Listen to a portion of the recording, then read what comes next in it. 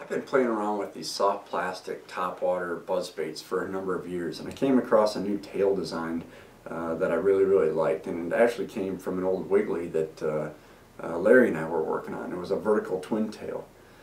So what I did was I actually stole the tail by making a hard resin one, used Sculpey to create the body, and then I made a quick mold putty mold which cured in about 10 minutes. I'll walk you through that process in a few minutes, but I first wanted to show you some of the issues that I had with this. One of the issues was a little bit of design, but more importantly, when I was pouring these, it really had to do with the hardness of the Alumisol that I was using. Let me show you what I ran into when I tested these in the water, and then what I did to fix it. Here's my original design. As you can see, the legs flap sometimes, but they also get hung up. Sometimes they get hung up on each other. The other thing that I ran into was even when they were separated, sometimes one of them would not flap.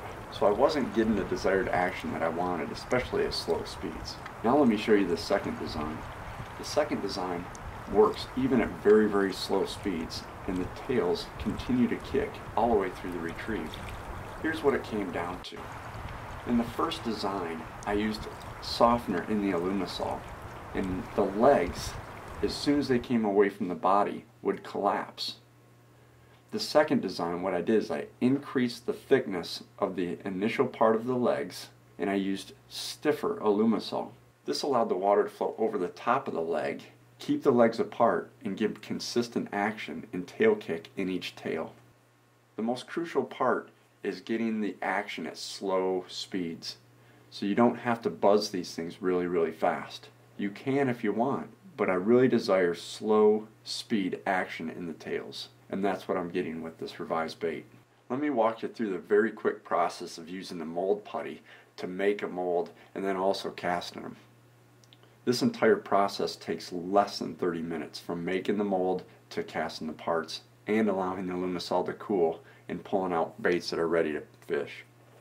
We've time-lapsed the mixing of the putty, but you take equal amounts of the white and the purple Alumilite mold putty, knead it together with your hands, roll it into a ball, get all the creases out of it, and then press it over the item that you want to mold. Here we've used a clear piece of plastic so we can flip it over and see the back side to make sure that we've pressed the putty up into the detail of the piece. This allows us to make sure that the putty is very tight to the detail and we have no air bubbles against the part.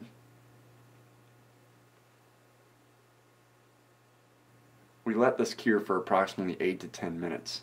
Use a putty knife to remove it from the plastic, and then simply flex the putty mold to remove your piece. Using a little clay under the back side of the mold, we make it flat. Heat up our Alumisol,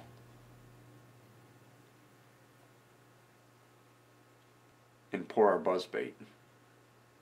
Once it's cooled, go ahead and demold. Take scissors and trim the tails, and we're ready to rig it and fish it.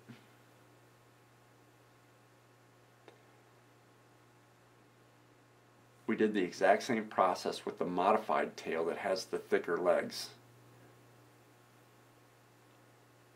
This gives us that stiffness and keeps the legs far enough apart from one another to ensure that action we desire. We rigged this as if it was a small 4-inch buzz bait that you were using for bass fishing. Here we're just using a 12-aught wide gap hook.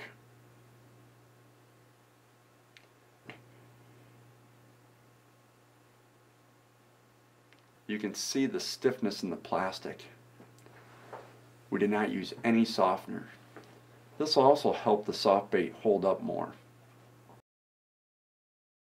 You can also see how the legs no longer collapse and they stay spread apart. Many times we design lures and they don't perform as we thought they should the first time we cast them. The point of this entire tutorial is to challenge you to vary the hardness of the Alumisol and see what effect that has on your lure design. Many times it's not the design, but it's simply the hardness. And sometimes, as in this case, it's a combination of both.